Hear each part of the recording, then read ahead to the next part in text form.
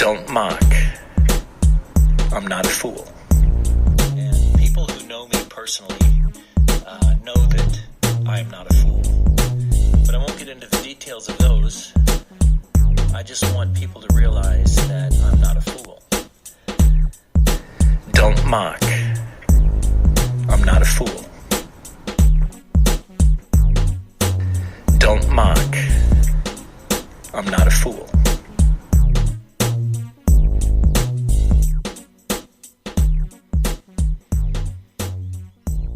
Hey there, it's Tony here, and welcome to episode 57 of the Dumb Leaders podcast.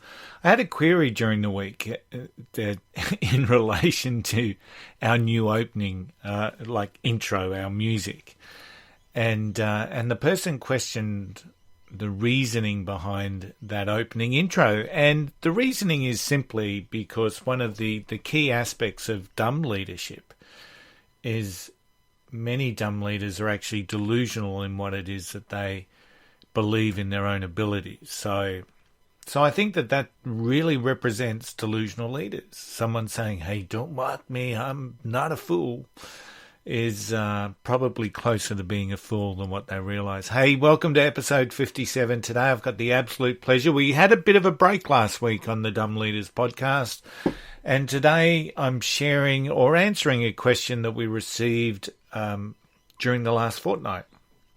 And as you know, if you've got any questions, or if you want to share a story, or if you want to seek some advice, all of that's available at our library of lessons from lousy leaders over at dumbleaders.com. So pretty simple URL. So go check it out. We've got a list of articles. We've got all of our podcast episodes over there as well. We share some information around good leadership. We share some stories around dumb leadership. And the whole concept is, I don't want you to be like Dean, the dumb leader.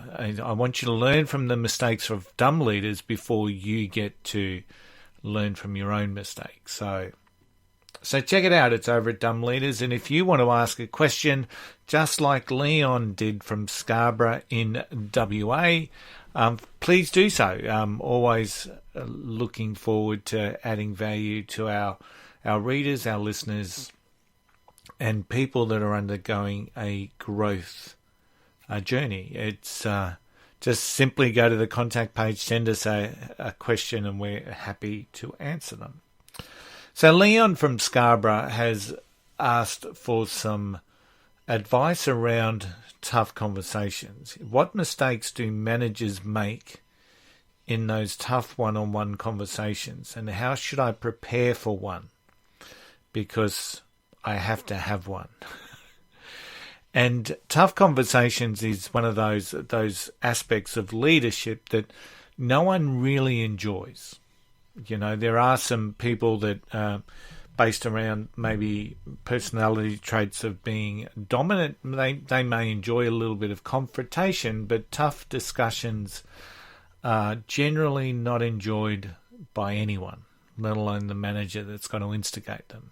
So let's just get that out there in the first place. And one of the best books that I've ever read around the concepts of tough discussion is a book by Kerry Patterson called Crucial Conversations. And Kerry makes the well-worn observation that when it comes to these crucial conversations, there's usually three options or three outcomes. We avoid them because we don't want to do them, we don't want to have them. We do them, but we do them poorly. Or we do them and we do them well. So when it comes to those tough conversations, it really is about trying to do them, doing them and doing them well. If we avoid them, all we're doing is prolonging agony, pain, underperformance, or whatever the reason is behind the tough conversation. And we avoid them for many reasons. I mean, the first stage that a dumb leader does is avoid a tough conversation. And we avoid them for many reasons, because of the fear within ourselves, because of the potential that we want to be liked. There's all sorts of reasons why people avoid tough conversations. And sometimes we justify avoiding the tough conversations. Our timing didn't suit. I was on a different roster. They're on holidays. I've heard that many, many times during the course of my career where people just said, they finished up early, or, we just couldn't coordinate it. I got busy. The reality is that we're actively finding ways to avoid tough conversations in those particular cases. So the reality is option number one, we avoid them, is far too common amongst leaders and far too common across managers, because in many ways we're sticking our head in the sand and we're hoping that the reason for the tough conversation just miraculously disappears by itself, which, as we know, there's not too many miracles in that sort of aspect of the world. So the first thing that dumb leaders do is avoid them. But number two is they do them, and they do them poorly. And this is really prevalent. Unfortunately, it's really, really prevalent. I'll go through the reasons of how dumb leaders get sucker punched in tough conversations. But ultimately, one of the preliminary place for wanting to do a tough conversation well is wanting to do a tough conversation well is actually wanting to do it well, having the intention to do it well. Because when we have that intention of actually holding a tough conversation and doing it well, we actually prepare for that particular conversation. Now, when I say prepare, I'm not talking about we follow a structure and we're like a robot during that tough conversation, just reciting from a piece of paper, because that's pretty dumb. But it is understanding what it is that we're looking to achieve. What is it that the specific issues that you want to talk about, and what is the outcome? What is that particular outcome? So that's about the preparation, and then knowing the person well enough to understand how they're going to react. And depending on how they react, a methodology and a strategy in relation to how you bring the conversation back on track. And you keep that sense of, Patterson talks about safety within a conversation. You keep that sense of safety within that particular conversation. So it's really, really important that having the intention to actually hold the tough conversation and do it well is the starting point for actually doing it well. And I know that sounds really obvious, but sometimes things, while they may appear obvious, aren't necessarily obvious. So from my experience, managers make many dumb decisions and mistakes during one-on-one conversations. So one of the first things that we'll talk about is that managers can sometimes and often get defensive in relation to into one of those tough conversations. And when they get defensive, they're responding or reacting to emotions. And, we get defensive because we're feeling under threat. That's the reality. That's the way our brain works. We don't get defensive when things are going well for us, or that people are patting us on the back and making us feel great. We're getting defensive because we're suddenly feeling under threat. And when a manager in a tough conversation gets defensive and emotional, it's pretty odds on that the discussion's not going to go the way that we want it to go. Or we're going to walk away with that and saying, well, that didn't go well. And how many times have you done that in a conversation? Worst case scenario, it turns into a shouting or a slanging match. Even more worst case scenario, we create some personal insults to try and put the person down and put them back into their place. And in very rare extreme examples, it may actually get physical. So that's all of that's just dumb. And it's because we're reacting with emotion, and we don't necessarily have control over our emotions. We've allowed ourselves to feel threatened. We've allowed ourselves to get defensive, and then any sort of tough conversation is going to spiral from there without a doubt. So that's lesson number one. We just cannot allow that to happen. And often that happens because we're unprepared for the conversation. And we think, or we may have a belief, that just having that position of power, that manager title, so to speak, is going to be enough for this person just to sit there and listen. Now, for those that have been in the game for years and years and years, knows that's not the case, because by sitting down and having a tough conversation with a team member, not only can we feel threatened or get defensive, they are obviously feeling defensive or feeling threatened. So, and they're going to feel it more than what we do, and they'll feel it first potentially. So of course and if they're going to react to that emotion of feeling threatened, of course they're going to get defensive.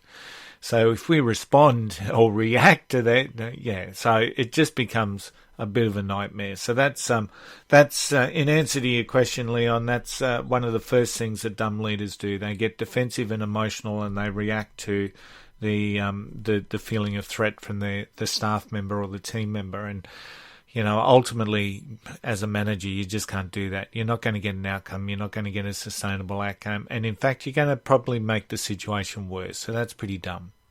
The other thing that often happens is I call it falling for the sucker punch. So, and Patterson in Crucial Conversation talks about this as well, but I think they use a different terminology. I just can't think of that at the moment, but I call it falling for the sucker punch, that all or nothing thing that often people will throw out. So just say, and I'll give you an example, just say someone's been coming to work late, for example, consistently over the last, say, 2 weeks, and you finally plucked up the courage to sit down and say, hey, what's going on? You're coming to work late. And often people will give you an all or nothing. So you want me to quit then? Might be a response that you may get from someone when you're asking them around a certain specific example. Now, the reason why they may do that is because they're suddenly looking after a sick kid or something, and fundamentally that's why they're coming to work late. But often they'll start with this all or nothing scenario. It's you want me to quit then, or you trying to get rid of me, and or words to that sort of effect. So, and then what happens, and where that's done, and that's once again, that's just a person's defensive mechanism kicking in. So, and for a good leader to understand that is really critical. So, but you don't fall for the sucker punch, because too often we'll start dealing with that. No, of course I don't want you to quit. And we'll start working on that tangent as opposed to working on whatever the outcome is that we want to get from it. So yes, sometimes we've got to acknowledge it. No, of course we don't want you to quit, but I want to understand, why is it that suddenly you're starting to come to work late? Let's really just focus in on that. So see if we can create an outcome that can benefit everyone, So really trying to not fall for the sucker punch, because sometimes we'll fall for the sucker punch and the conversation gets watered down, or we just don't achieve an outcome. So number 3 is they'll fall for deflection, so just say someone's got some poor behaviours within the workplace, and they'll say, but Jill does that too. Why aren't you talking to Jill? And then we start talking about Jill, and we start talking about, oh, well, I've talked to Jill, and whatever the case may be. That's deflection of the highest kind. You're not talking about Jill. You're here to talk about this particular behaviour with this particular team member. So be aware that people will try and deflect it. Some people will try and deflect it back to you. And once again, defensive, we're going to feel threatened when they do that. So people might say, well, you're always late too. Who's talking, or that I've seen you leave early, and all of a sudden we're feeling threatened, so we get defensive, and once again we spiral back into dumb stuff number 1. So where we get into this slanging match. But ultimately, the key there, I guess, is that to acknowledge that they're trying to deflect. And some people do that. Some people do it purposely. Other people do it because they're feeling threatened, and they're just looking for whatever they can claw onto to keep that threat at bay. So, and once again, it's really important that we look through some of that sort of stuff. So keep it on track, keep it specific, and move forward from there. And I suppose the final thing that I'll talk about today, there's all sorts of things that people do dumb in tough conversations, Leon, and But there's 4 that I'm going to share with you, but there's so many more. But we watered down the results of what we're looking for because we have a need to be liked, right? So we have a need for us to be accepted or recognised or liked by people. And sometimes if there's if there's a really tough discussion to be had with some really serious repercussions, sometimes we'll water that down because we still want to be friends with people, or we want to be liked, or we want to be seen to be, all powerful to all people, or all liked, or a general good bloke. And sometimes that concept of being a good bloke overrides us in terms of what it is that we want to achieve as a leader and a manager. So I really want you to think about those 4 things and what are the strategies that we can do in relation to those. So the first part is obviously we need to be aware that people are going to respond in a certain way, and knowing our team as well as what we can is probably one of those key aspects of understanding what could they throw at us. Patterson's got in Crucial Conversations, he's got about a 7-stage plan. So if you're really serious about understanding what could work and how it could work, I'd really encourage you to have a look at what Kerry Patterson talks about. But from my experience, and some of this is incorporated in from my learnings, including what I've read in Crucial Conversations, your first aspect is you have to plan. You have to prepare for the conversation. You have to think about what it is that you're going to talk about. And having that intention to have a successful conversation. Most people don't plan. Most people don't prepare. And it becomes what they think will be a natural conversation. And the reality is any sort of communication is ultimately in the hands of the receiver, not in the hands of the sender. So I really want you to think about that as well. So you want to communicate a message, you need to make sure that message is heard. So in terms of this, when you're preparing and planning, you're thinking about what the outcome is. What is the outcome that I want from this, And most of the times with tough conversations and with any sort of underperformance, those initial tough conversations are not about sacking someone or getting someone out of the team unless they're an absolute cancer or toxic or done something really like gross misconduct.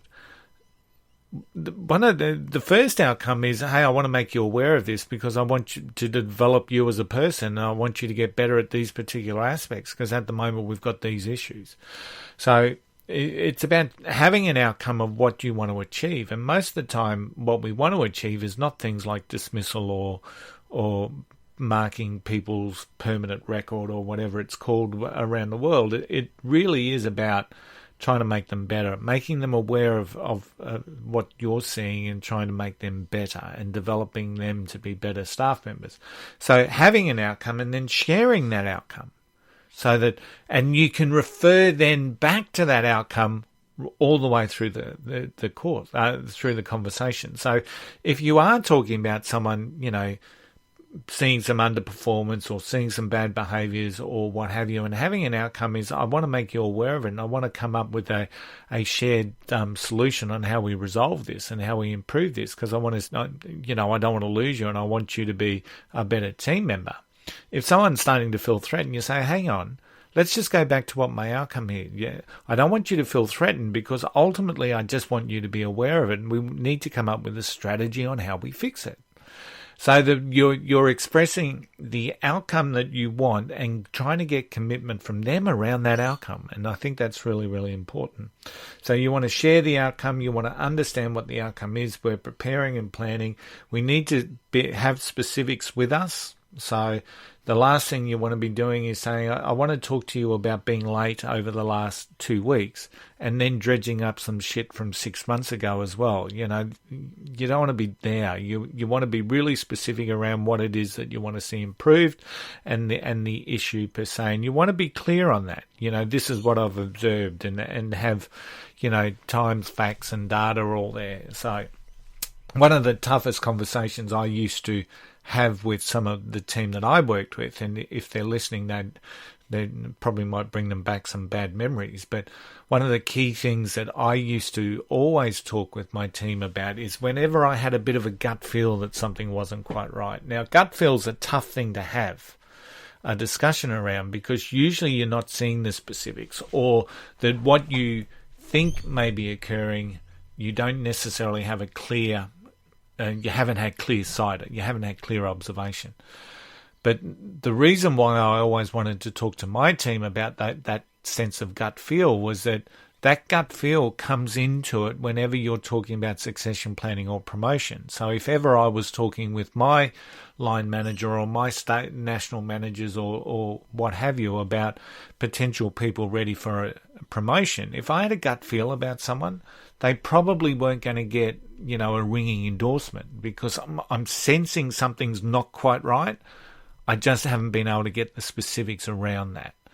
And so those particular leaders, for example, may have been held back because of the sense of gut feel. And every leader gets that sense of gut feel. And sometimes they just can't pinpoint it. So I used to always set the scene for my team when they'd start to work for me. And I'd say, look, every now and again, I'm just going to have a chat to you about something that I sense or a bit of gut feel. I said, now I may not have specifics and I'm going to raise it with you. And the reason why I'm raising it with you is because of this reason.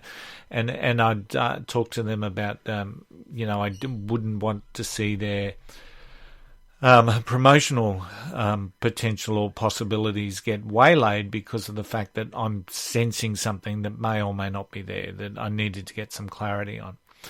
And so therefore, because I'd already set the scene, some of those conversations were a little bit easier than what they otherwise could have been. But once again, it's about understanding your team as well. So, but for most tough conversations, it's about really having some clear specifics that you want to be talking about, and then staying on track with those and referring to them. And the last thing, and this is a really big thing. Sorry, it's not the last thing. It's one of the final things. Patterson refers to it as returning to safety. You want to make sure that the conversation is safe, and the person feels safe.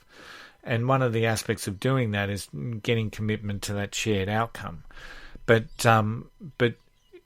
he's got a really interesting model in relation to thinking about safety, because when a person moves to, they're either withdrawing from the conversation because they're feeling overwhelmed, or they're not responding, or they'll just withdraw. And you've probably seen that with some of the people that you've led. They'll just withdraw from the conversation. They'll just meekly accept and surrender, or they'll arc up. They'll get really defensive. So either way is not good. So that's people. And so when Patterson talks about I'm thinking the terminology may be violence, but it's not violence. But there's some of the things where people have left the safety of the conversation. So it's really important to be able to acknowledge that and then bring the conversation back to safety. So you've always got to keep the conversation safe. If you're wanting an outcome, and if you're wanting an outcome in and around the relationship that you have with this person, and improving the performance and productivity of that particular person, making them aware, you want to return the conversation to safety. And then the last thing is, from any sort of tough conversation, you need to commit to actions. So there needs to be a commitment from the person that you've spoken to. And as a leader, you can't do the actions for them. You've got to get that commitment. Yes, you can help and support, and yes, you may offer some suggestions, but ultimately it's got to come from them, and they've got to be committed to it. So they're the ways that I would encourage you to think about when you're planning those tough conversations. Be aware of what can go wrong. The defensiveness, the emotion, falling for the sucker punch, falling for deflections, and watering down the outcome because you need to be liked. Be aware of those things, and then set your strategies so that you don't fall for them. Hey, as per always, dumbleaders.com. Send us your feedback. If you know someone who would appreciate this information, please share. Please add value to people you know by sharing this particular episode if you feel that it's what they need to hear. As per always, don't be like Dean. If you've got any feedback, comments, or ask a question like Leon did from Scarborough, please do so over at dumbleaders.com. Until then, I shall see you next time. Talk soon. Bye.